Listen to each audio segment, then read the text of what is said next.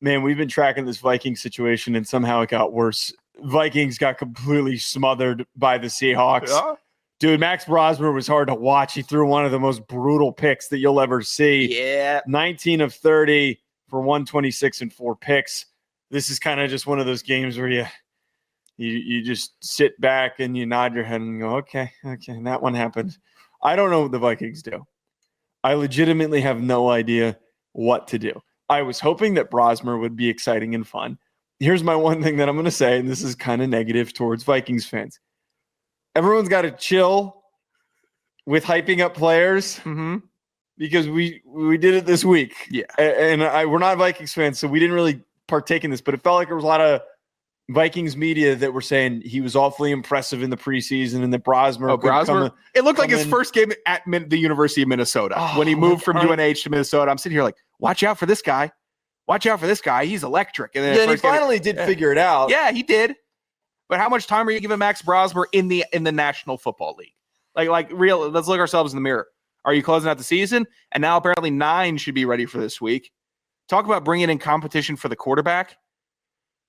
That guy needs some competition in the offseason. That guy is needing the Anthony Richardson treatment, where we're bringing in. You want Kirk back? We'll give you Kirk back to battle with Mac Jones. Oh yeah! I pick up I go get Mac Jones. I go get Trey Lance. Those are the 2 guys I go and get. Could you imagine Mac Jones?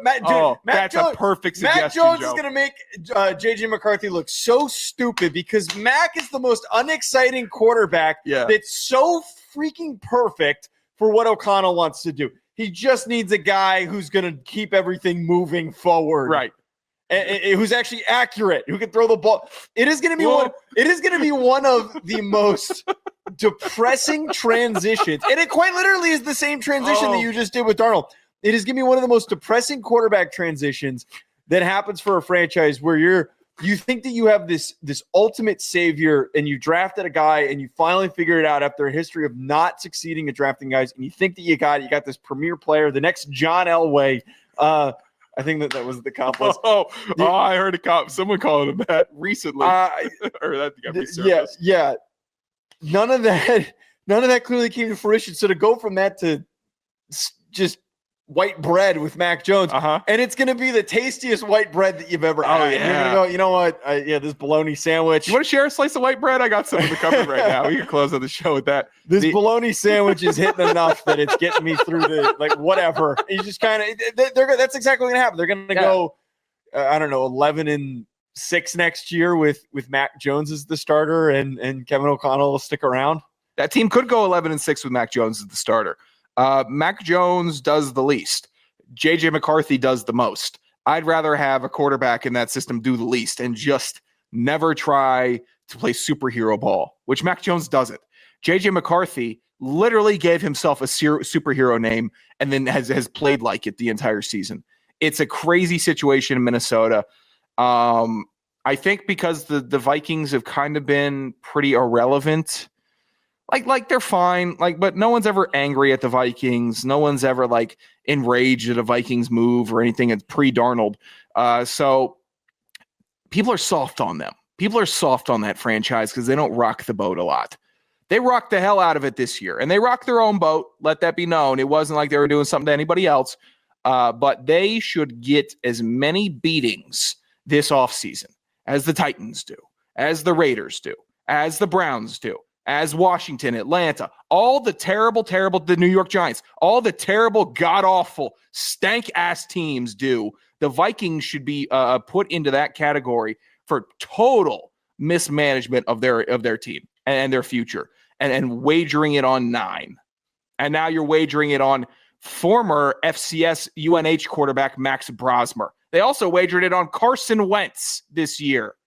A lot of FCS. What the hell are we doing on this team?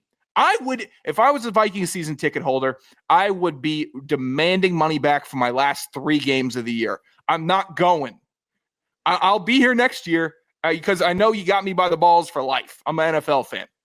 But this year, I want restitution. I need my refundment because I can't watch this anymore. They should be lined up. And you know what the team should do? They should give them the money because they botched it all. They need to be the most aggressive team possible. They can't meander about this. This is, and I know that I spent a lot of time talking about how you got to give Bryce time and give him a little. If JJ doesn't put together one good game at the end of the year that you can look at and go, all right, we can build on this. You have to spend the most money on the best available free agent quarterback, which is Mac Jones. I think he's going to be a free agent. There's some discussion about Kyler hitting the market, but I don't think that they should play that game. I gotcha. I think that you need – I think that Mac Jones would be so perfect for what they're trying to run. I think Trey Lance would be intriguing as we hyped him up. I don't know if he's on a one-year deal or a multi-year deal. I would try and trade for him. There's just options out there that they need to explore.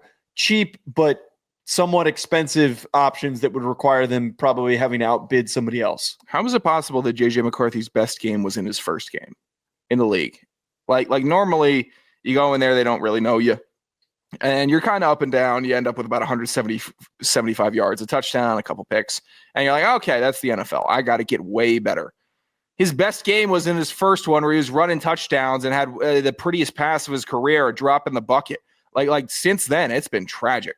I don't know. It's the same thing, though. I'm not trying to get too carried away because he's, I guess, young, and I guess he's got the athleticism and the arm and all that, and he should have figured it out. But at the same time, it's not like it was his first year in the NFL. He was in NFL meeting rooms. He was in the team offices. He was floating around, hopefully, learning and soaking up that Kevin O'Connell wisdom like a sponge. You know what you don't want to be, Joe? What? You don't want to be a brick. You want to be a sponge. A sponge soaks up the information. A brick, the information just rolls right off.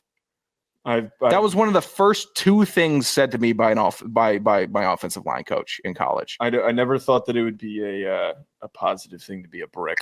It's not.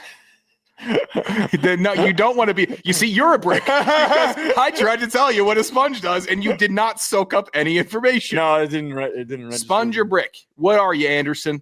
I'm a sponge, coach. All right, drop smoke. I'm sitting up there messing it up. Brick. No, that was tough. That was no fun. Sean Brick Anderson. Sean Brick Anderson. That would have worked. All right, we got to get out of here. Everybody, we'll be back next week at Joe DeLeone at Sanderson Radio. Enjoy the rest of your week. We'll talk to you later.